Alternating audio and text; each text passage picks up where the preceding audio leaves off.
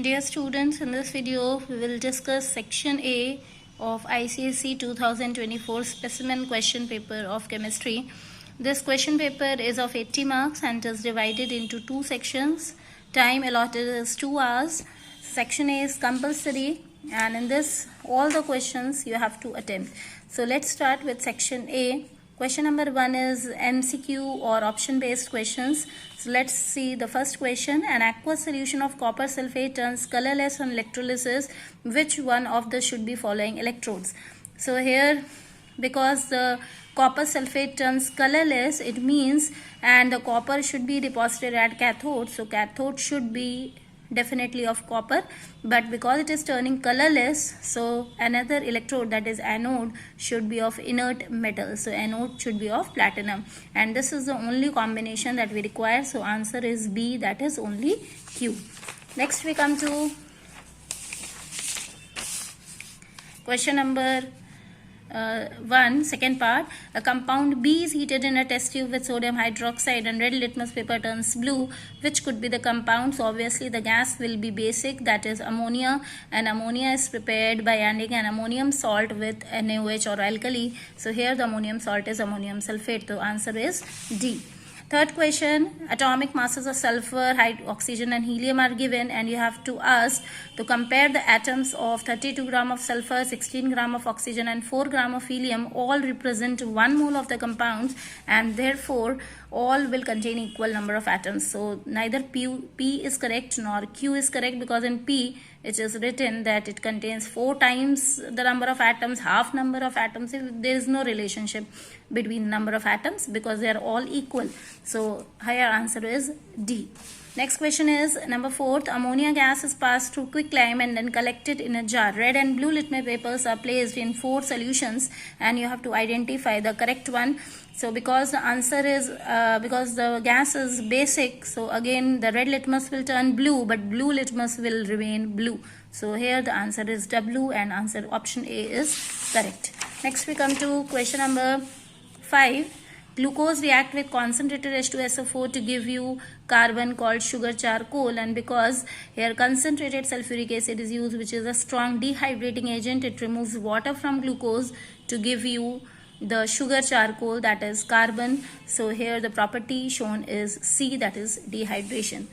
Question number 1, sixth part is you have to identify the correct representation, diagrammatic representation of electroplating. So here the option Q is correct, because in electroplating of silver, the silver nitrate solution is here correct, and on the right side we take the metal, the article to be electroplated, and here anode should be of silver metal. So option number B is correct, that is Q. The basicity of acetic acid is 1. Obviously the acetic acid, you can see, the formula is CH3COOH, and only one H is ionizable because it dissociates to give you acetate ion and hydrogen ion. So because only one ionizable H we are getting here, so the basicity of acetic acid is 1.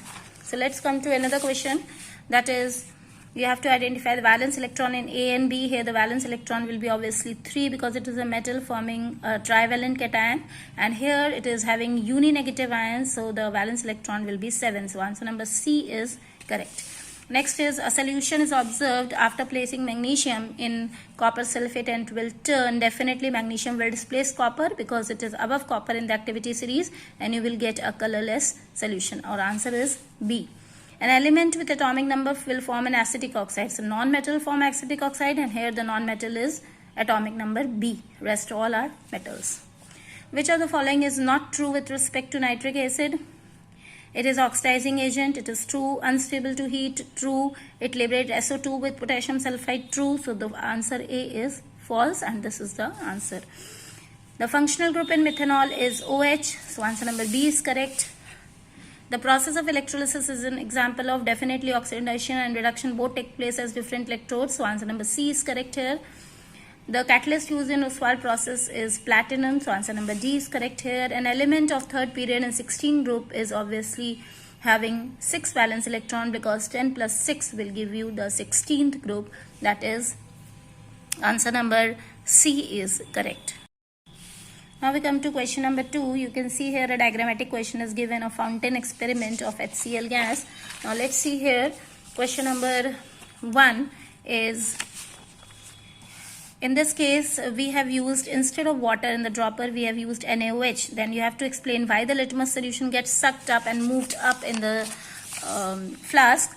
So as we have used NaOH solution, NaOH react with HCl, and NaOH, when you react NaOH with HCl, you will get, it is a neutralization reaction, so you will get NaCl plus water, and because water is formed in the reaction, the HCl will dissolve in water and the pressure will be lowered in the flask due to the vacuum created in it, and the solution will rise up in the flask. So as water is formed due to neutralization reaction, the litmus solution will rise in the process.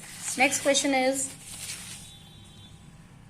what will be the color of the fountain when NaOH is used, and justify the answer. Obviously the color of the fountain will be red, as HCl is acidic in nature, so it will turn blue litmus solution to red. HCl is acidic in nature. Next is, what will be the answer number C is, if instead of HCl ammonia gas is used, and what will be the color of the substance that enters into the flask, and justify your answer. Obviously the color will now change from red to blue. Blue fountain will be observed, as ammonia is basic in nature, and therefore it will turn red litmus to blue. Nature, so it will turn the red litmus to blue. But here, what will be a different observation? Yes, if here it is not mentioned that whether the litmus solution will be red or blue. So if we use same litmus solution blue, then there will be no change in the color. So you can mention both. Blue fountain, if red litmus is used, then we will observe a blue fountain. But if blue litmus is used, then colorless fountain will be observed. No color change will be observed. No color change will be observed. Okay, so you can mention both the points so that it becomes clear. Next is the matching. So I have already written the matching answers. I will show you later. Just let's see here. Aluminium is electrolyzed by Hall-Herold's process. Sulfuric acid is prepared industrially by contact process. Calcination is done in carbonate ores. Calcium chloride is an electrovalent compound, and carbon tetrachloride is a covalent compound. So all the answers I have already written, you can see. Next is, let's see the filling the blanks with options given. If an element has one electron in the outermost shell, then it is likely to have the largest size among all the elements, because the size across the period decreases. A dash forms an acidic salt, that is HCl, because HCl is only one replaceable H, and therefore it will form only one salt. A dash precipitate is formed when NaOH, ammonium hydroxide, is added to ferric chloride, so that will be reddish brown. Alkanes undergo substitution reactions. Acidic solution will turn methyl orange to pink. Next question is, identify the following. A bond formed between two atoms by sharing of pair of electrons, with both the electrons coming from same atom. So here it is coordinate bond, only a slight difference from covalent bond. If it is covalent bond, then it might be have written here that there is mutual sharing of the electron. A salt formed by complete neutralization of an acid by a base is normal salt. A reaction of hydrogen of an alkane is replaced by a halogen, that is substitution reaction. The energy required to remove an electron from neutral gaseous atom is ionization energy or ionization potential. A homogeneous mixture of two or more metals and a metal or non-metal, it will be alloy. So again, all the answers I have mentioned here, you can see from here. Next is, draw the structural diagrams of the following. So this I will draw here. You can see here. Number first is 1 propanol. So let's draw here 1 propanol. Propane is 3 carbon atoms. We will draw 3 carbon atoms. Propanol, that is CHO group will be there, and rest we will balance 2, 3, 4 and 3 and 1, 4. CH3, CH2, CHO, that is 1 propanol. Next is 1,2-dichloroethane. Ethane is, root word is ethane, so 2 carbon atoms. 1, you will put 1 chlorine atom, and on a second also you put 1 chlorine atom, and now we'll balance. So we'll balance it by 2 here and 2 here. Next is butene. But is the root word, so we'll draw 4 carbon atoms, and butene on second position will put a double bond, and now you will balance it. We'll put here 3 plus 1, 4, 2, 3 and 4, 2, 3 and 4, and 1 and 3, 4. You can draw either condensed structure or you can draw the branched open branch structure also. Give the IUPAC name, and if you draw both the structures in your board exam, please write or in between, or there is no need to draw both the structures because it will confuse you. So draw only one structure. Question number 5th B part is, this is 5th B part. Please put the numbering correctly in your exams. Next is, you can see here, you have to number it from here 1, 2, 3, and functional group is OH. The root word is, for 3 we use prop. So we'll write here prop. There is no halogen and no alkyl group, only one functional group is there at first position. So we'll write propan 1 all, or you can write only propanol as well. Here the root word is 1, 2, 3, 4, 5, and numbering will be started from the left side because double bond is near to this end. No alkyl group, no halogen, so we'll write for 5 we write pent. So we'll write pent. The locant position for double bond is 1 again. So we'll write pent 1, and for double bond we use ene. So pent 1 ene, or you can simply write 1 pentene, or you can write pentene. This finishes your section A. Section B, you have to attempt 4 questions out of 6, and we will discuss all 6 questions one by one in the next video. Thank you. Dear students, just one mistake. Maybe I have used a wrong word. In question number 2, first part, that is fountain experiment, in C, please read the question carefully. If instead of HCl gas, ammonia gas is filled in the flask and water is introduced from the dropper, will there be a different observation? Justify your answer. In this, they have not mentioned the color of the litmus solution, and I have asked you that please answer from both the point of views, if the litmus is red or if the litmus is blue.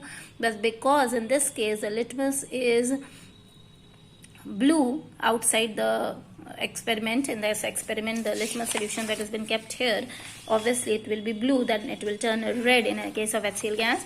So if we use same litmus, I have told you colorless fountain will be observed. No colorless fountain will be observed. You will get similar blue fountain only will be observed, because blue litmus will remain blue if we use ammonia in this case, because ammonia is basic in nature, so it will not change the color of the litmus solution. And if red litmus solution is used, obviously it will change the color from red to blue. So in the first case I have told correct, that is if the red litmus solution is used, it will show the color change that from red to blue, so blue fountain will be observed. And if blue litmus solution is placed at the bottom, then blue fountain again will be observed, because it is basic in nature and no color change will be observed from blue to red in the second case. So please mention both the cases, because it is not mentioned that which solution is used in that case.